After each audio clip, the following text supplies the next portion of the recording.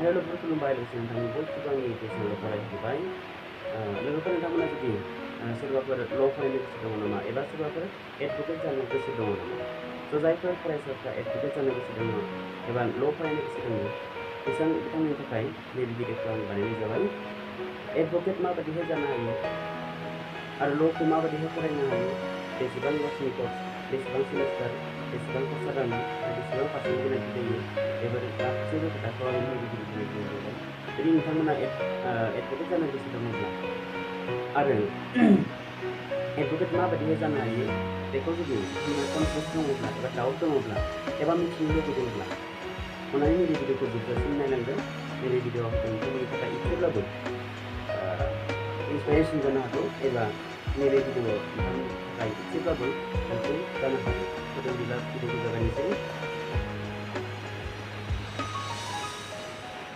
स' लोगोफोर भिडिअखौ जागायनायनि सिगां जुदि नोंथांमोना आंनि इउटुब चेनेलाव गोदानब्ला अन्नानै आंनि इउटुब चेनेलखौ साबस्क्राइब खालामनानै खाथिनि बेल आइकनखौबो थुनानै हो जाहाथे आंनि मोनफ्रोमबो भिडिअखौ नोंथांमोना नटिफिकेसन मोनो आरो नायनो मोनो गोबां फरायसाफोरा आंखौ सोंहरदों जे ल' फरायनो थाखाय मा खालामनांगौ बेसेबां पार्सेन्टनि गोनांथि जायो बेसेबां खरसा जायो बेसेबां कर्सनि बेसेबां इयार्सनि कर्स बेफोर खोथाखौ आंनो गोबां फरायसाफोरा सोंहरगासिनो थायो आरो आंनि इउटुबनि कमेन्ट सेक्सनावबो गोबां मानसिफोरा सोंहरो जे LLB नि सायाव भिडिअ बानाय LLB कर्सनि सायाव भिडिअ बानाय बेबायदि गोबां आंनि कमेन्ट एबा कमप्लेन बेखायनो आंनि बे भिडिअखौ बानायनाय जाबाय LLB कर्सआ बिराद टाफ कर्स LLB फरायनाया एसेबां गोरलै नङा एसेबां सहज नङा LLB खौ एसेबां सहजै पास खालामनो हाया खिन्थु नोंहा जुदि गोसो दंथारोब्ला आं ल' फरायगोन आं ल'खौ सोलोंगोन इन्डियानि जेसेबांखिनि आयेन बानायनाय जादों आं गासैबो आयेनखौ फरायजोबगोन एबा आं सोलोंगोन जुदि बेबायदि गोसो दङब्ला नों ल'खौ पास खालामनो हागोन खिन्थु नों सोरबा सासे एडभकेटखौ कट गोसोम गाननाय नुबाय लंपेन्ट गोसोम गाननाय नुबाय गस्ला गुफुर टाइ जुन्था गोसोम गाननाय नुनानै स्टेन्डार्ड नुनानै जुदि नोंबो एडभकेट जानो होननानै जुदि नोंबो फरायोब्ला नों साक्सेसफुल जानाय नङा नोंनियाव सोलोंनो लुबैनाय गोसो थानांगोन नों सोरखौबा एडभकेटखौ नों लंपेन्ट गोसोम कट गोसोम गस्ला गुफुर गाननाय नुब्लानो आंबो बेबायदि जानो होननानै सानबानो नों साक्सेसफुल जागोन बेबो नङा मानोना आं दहायनो बुंखादों जे ल' फरायनाया बिराद टाफ मोनसे कर्स एसेबां गोरलै पास खालामनो हाया बिराद केसफोर फरायनांगौ जायो बिराद बिजाब फरायनो गोनां जायो स' बेखायनो सिगाङाव आं नैबे बाथ्राखौ बुंनानै दोनग्रोबाय आंनि एक्सपिरियेन्सआव आं नुदों जे गोबां फरायसाफोरा ल' कलेजाव एडमिसन लाहैयो ल' कलेजाव एडमिसन लानायनि उनाव इभेन फार्स्ट सेमिस्टारखौबो पास खालामनो हाया जेब्ला फार्स्ट सेमिस्टारखौबो बे बेकग्राउन्ड लाखिगोन सेकेन्ड सेमिस्टारावबो जेब्ला बेक थागोन थार्ड सेमिस्टारावबो जेब्ला बेक थागोन अब्ला बे फरायसाया फरायनायखौ गारनानै ओंखारबोयो स' बेबायदि फरायसा आंनि एक्सपिरियेन्सआव आंनि लाइफआव गोबां नुदों बेखायनो नोंहा जुदि सोलोंनो गोसो दंथारोब्लासो नोङो ल' एडमिसन लानांगोन आरो नङाब्ला सोरनिबा नों इनफ्लुयेन्सआव सोरनिबा नों कट गोसोम लंपेन्ट गोसोम गस्ला गुफुर गाननायावनो आरो सोरबा ल' एडमिसन लाहैदोंबानो नों साना हौवा नोङो ल' एडमिसन लाहैनायखौ जेब्लाबो दासारखा मानोना आं दहायनो बुंखादों जे ल' फरायनाया बिराद मोनसे टाफ कर्स एसेबां सहजै नों ल'खौ पास खालामनो हाया आरो नोङो बोरैबा बोरै ल'खौ पास खालामनायनि उनावब्लाबो नों साक्सेसफुल एडभकेट जानाया बिराद मोनसे गोब्राब खामानि बिराद माने सेक्रिफाइस खालामनो गोनां जायो नों साक्सेसफुल जुदि सासे एडभकेट जानो गोसो दङ जायखौ आं सासे एडभकेट हिसाबै प्रेक्टिस खालामबाय थानाय हिसाबै आंनि एक्सपिरियेन्सनि सायाव आं बे खोथाखौ नोंथांमोना बुंगोन जाहाथे नोंथांमोना जानला मोनला गावनि लाइफखौ स्पइल खालामनानै लाया एबा गावनि बेसेन गोसा टाइमखौ नोङो खहा खालामनानै लाया स' बेखिनिखौ आं सिगाङावनो बुंबोबाय दानिया फैदो ल'नि कर्सआ माबायदि आरो ल' फरायनो थाखाय नोङो माबायदि नोङो थांनांगोन सिगाङावनो आं नोंखौ बुंग्रोगोन जे नों ल' फरायनो थाखाय नोङो हायार सेकेन्डारि पास जानानैबो नोङो ल' फरायनो हायो खिन्थु नोंहा हायार सेकेन्डारियाव मिनिमाम 45% थानो नांगोन जुदि नोङो एसटिब्लासो 45% नांगोन खिन्थु नों 45% थाबानो नों ल' कलेजाव एडमिसन मोनगोन बेबो नङा मानोना 45% गेजेराव कम्पिटिशन जागोन आरो बबेबा कलेजाव ल' फरायनो थाखाय एन्ट्रेन्स एग्जाम जायो। बे एन्ट्रेन्स एग्जामाव पास खालामब्लासो नोङो ल' कलेजाव एडमिशन मोनगोन। स' नैबे मोनसे फार्स्ट पइन्ट थांबाय। नोंना पार्सेन्टआ 45% थानांगोन आरो नोङो ल'नि थाखाय नोङो एन्ट्रेन्स एग्जाम लिरनांगोन। गिदिर ल' कलेजाव नों ल' फरायनो थाखाय नोङो क्लेट एग्जाम लिरनो गोनां जायो आरो जेब्ला नोङो क्लेट एग्जामाव पास खालामगोन अब्लासो नोङो गिदिर ल' कलेजफोराव ल' इउनिभारसिटिफोराव नोङो फरायनो खाबु मोनगोन। आसामनि ल' कलेज बेफोराव नों फरायनांगौब्ला माखासे ल' कलेजाव बेबायदि क्लेट एग्जाम फाथिनाय जाया, नाथाय बबेबा ल' कलेजाव नोङो एन्ट्रेन्स लिरनो गोनां जायो। जों गुवाहाटि इउनिभारसिटिनि खोथाखौ जुदि बुंनो थाङोब्ला गुवाहाटि इउनिभारसिटियाव नोङो HS पास जानायनि उनाव नों ल' फरायनो थाङोब्ला एन्ट्रेन्स लिरनो गोनां जायो आरो बे एन्ट्रेन्सआव पास जाब्लासो नोङो LLB फरायनो खाबु मोननाय जायो। नेक्स्ट फैलायबाय HS पास जानायनि उनाव जिथिया नों ल' फरायगोन आरो बे कर्सखौ इन्टिग्रेटेड BA LLB कर्स होननानै बुंनाय जायो। जेब्ला नों HS पास जानानै नों ल' फरायगोन ना, बे कर्सखौ इन्टिग्रेटेड LLB BA LLB होननानै बुंनाय जायो। इन्टिग्रेटेड कर्स होननानै बुंनाय जायो आरो बे इन्टिग्रेटेड कर्सनि डिउरेसना 5 years जायो।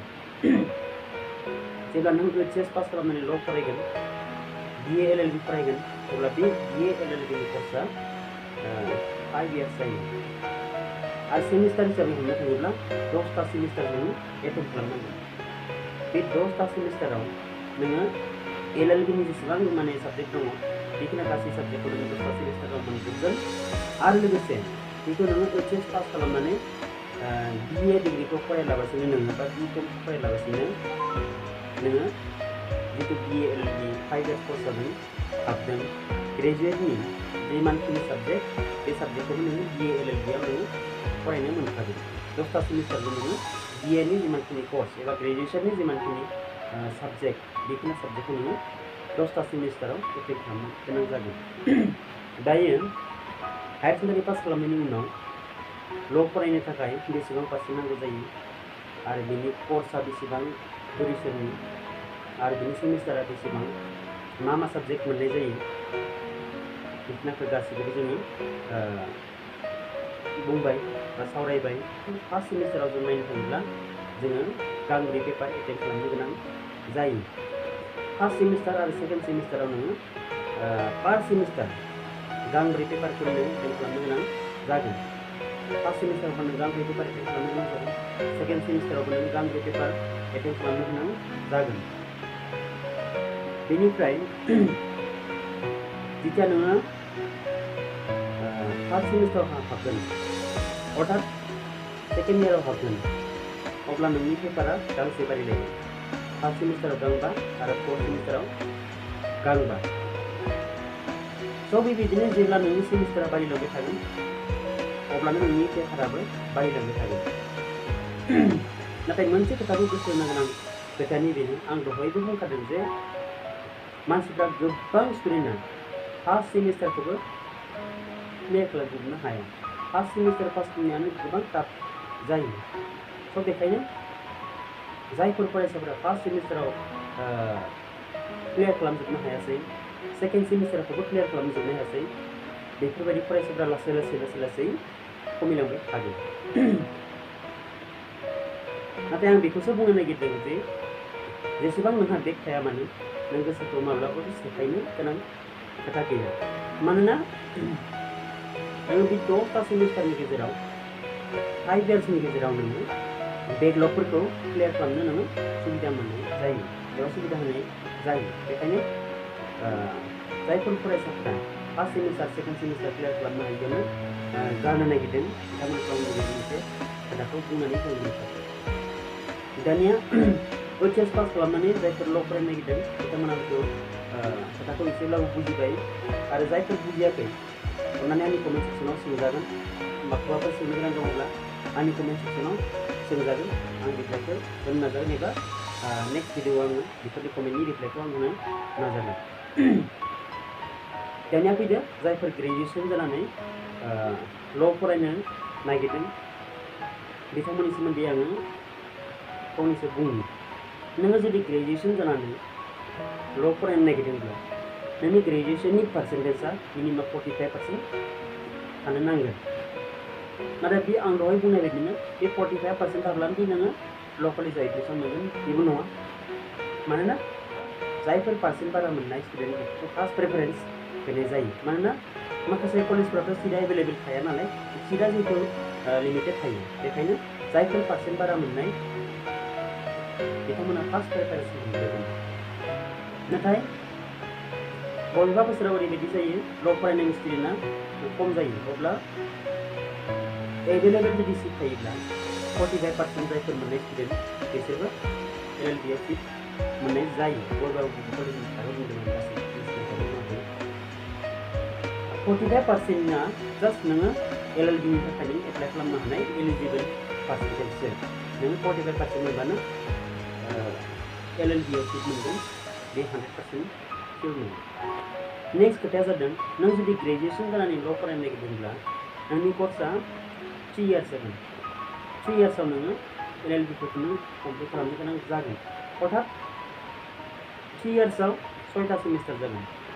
बोसोरसेयाव मोननै सेमिस्टार करि, फार्स्ट सेमिस्टार, सेकेन्ड सेमिस्टार, आरो सेकेन्ड इयाराव सेकेन्ड सेमिस्टार, सेकेन्ड इयाराव थार्ड सेमिस्टार आरो फोर्थ सेमिस्टार, आरो थार्ड इयाराव 5 सेमिस्टार आरो 6 सेमिस्टार, बेबायदिहाय मोनद' सेमिस्टार, 6टा सेमिस्टार जायो।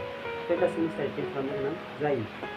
आं जिहेतु दहाय जागायजेननायावनो बुंदों जे गोबां फरायसाफोरा सोरखौबा नुनानै, सोरखौबा इनफ्लुयेन्स होनानै, सोरखौबा जेनेबा ल' फरायनायाव एडमिसन ल' कलेजाव एडमिसन लानाय नुफानानै गोनो गोथो जानानै आं बबेयाव थांगोन, बबेयाव मागोन, आं मा फरायगोन, मा फराया, बेफोरबायदि गोदाव सोराव जानानै सोरबा लोगोफोरजों माने एडमिसन लाहैफ्लाङो।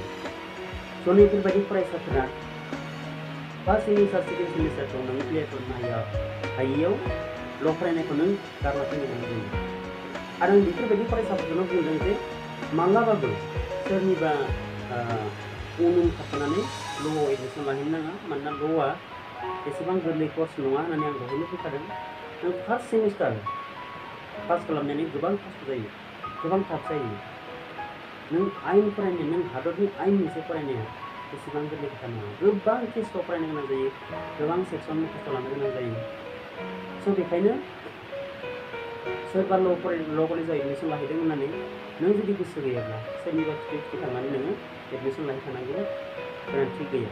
नों जेराव गोसो दङ, नों जाय साबजेक्टआव गोसो दङ, नों जाय कर्सआव गोसो दङ, नोंनि गोसो बायदि नों एडमिसन लाहैखा। सोरनिबा उन थाफानानै नोङो आन्दायलाबायनो नाङा। मानोना ल' कर्सनि फिसआबो खम नङा। जों जेरैबायदि ग्रेजुएसनाव हयथ' नङाबा 3000, 4000, 5000, 6000 जों एडमिसन लायो। फर्म फिलापफोराबो नङाबा 600, 700, 300 बेबायदि जायो। खिन्थु ल' कर्सनि जितु फर्म फिलाप बा जितु एडमिसन बेबो खम नङा। आंथ' बबेबा कलेजाव नुदों नोङो फार्स्ट सेमिस्टारावनो नोङो 20,000 फिस गोनां जायो। आरो बे हिसाबै जों नायनो थाङोब्ला फार्स्ट सेमिस्टार प्लास सेकेन्ड सेमिस्टार मोननैबो सेमिस्टाराव जों 20,000 होनो गोनां जायोब्ला होमबा फार्स्ट इयारावनो नोंनि एडमिसन फिसानो थाहैबाय 40,000 प्लास नोंनि बिजाब बायनायनि खरसा दङ। बिजाबाबो एसे एनै फैसानि नङा। आरो नों जितु फर्म फिलापआबो एसे एनै फैसाजों जाया, गोबां माने फिस होनो गोनां जायो। जिहेतु ल' कर्सआ एसेबां फिसा कर्स नङा, गोबां गेदेर कर्स बियो। स' बेखायनो बिनि फिसफोराबो गोबां बारा जायो। स' बेखायनो नोंनि फर्म फिलापनि फिसआनो जुदि 1500, 2000 जायोब्ला बा 2000, 2500 जायोब्ला अब्ला नोङो फार्स्ट सेमिस्टार आरो सेकेन्ड सेमिस्टारनि फर्म फिलापआनो हयथ' नोङो 5000, 6000सो जाहैनो हागौ मोननै सेमिस्टारजों गलायनानै। अब्ला नों एडमिसनाबो जुदि फार्स्ट सेमिस्टार, सेकेन्ड सेमिस्टार जुदि 40,000 जाहैयोब्ला अब्ला नोंहा मिनिमाम 50,000नि थाखाय जहैखाबाय। प्लास नोंहा बिजाब बायनायनि खरसा दङ, माखासे माने स्टाडि मेटेरियेल्स बायनायनि खरसा दङ, नोंनि थांलाय फैलायनि खरसा दङ। स' बेखायनो 3 बोसोराव जुदि नों ल' कमप्लिट खालामनो गोनां जायोब्ला नोंनि खरसाया आं मोनसे एप्रक्सिमेटलि 3 लाख 4 लाखनि गेजेराव खरसा जाहैनो हागौ। स' बेखायनो 3 लाख 4 लाख खरसा खालामनायनि उनाव नों ल' पास खालामबाय जेनेबा ल' पास खालामनायनि उनाव नों जिथिया एडभकेट जागोन एडभकेट जानायनि उनावबो नोङो एसेबां गोरलैयै नोङो साक्सेसफुल एडभकेट जानो हाया मानोना आंनि जितु एक्सपिरियेन्स सासे साक्सेसफुल एडभकेट जानोबा गोबां स्ट्रागल खालामनो गोनां जायो गोबां सेक्रिफाइस खालामनो गोनां जायो ल' पास खालामब्लानो नोङो हाइकर्टआव लाइसेन्स लानानै नोङो एडभकेट जानो हागोन बे खोथा नङा नों ल' पास खालामनायनि उनाव हाइकर्टआव लाइसेन्स लानायनि उनाव नोङो आरोबाव मोनसे एग्जाम लिरनो गोनां जागोन जाय एग्जामखौ अल इन्डिया बार काउन्सिला फाथियो बे अल इन्डिया बार काउन्सिल एग्जामखौ जेब्ला नोङो पास खालामगोन अब्लासो नोङो सासे केस गेलेनो हानाय एडभकेट जानो हागोन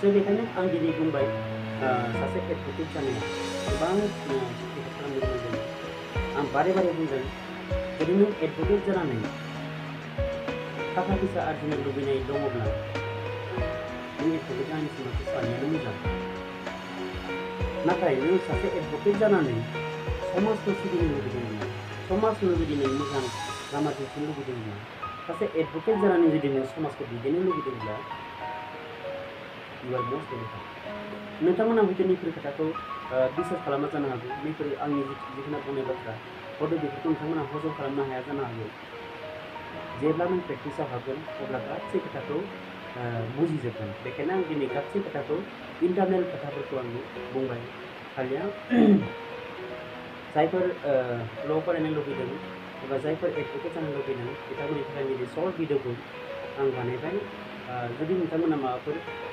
सोंबावनो गोनां दङब्ला अननानै आंनि कमेन्ट सेक्सनाव सोंजागोन आं गासैबो रिप्लाइखौ आं भिडिअनि गेजेरजों नेक्स्ट भिडिअनि गेजेरजों होनो नाजागोन नोंथांमोननि एन्सारफोरखौ आं फारि फारि होनो नाजागोन माबाफोर खोथा सोंनो गोनां दङब्ला कमेन्ट सेक्सनाव कमेन्ट खालाम आरो आंनि भिडिअखौ मोजां मोनोब्ला अननानै लाइक खालाम आरो शेयार खालाम जाहाथे आङो इयुनाव बेबायदिनो मोजां मोजां भिडिअ बानायनो सुबिदा मोनो आरो बेबायदि मोजां मोजां भिडिअ बानायनो नोंथांमोननि सापर्ट मोनबाय थायो बेखिनिखौनो बुंनानै दिनैनि भिडिअखौ आं फोजोबबाय।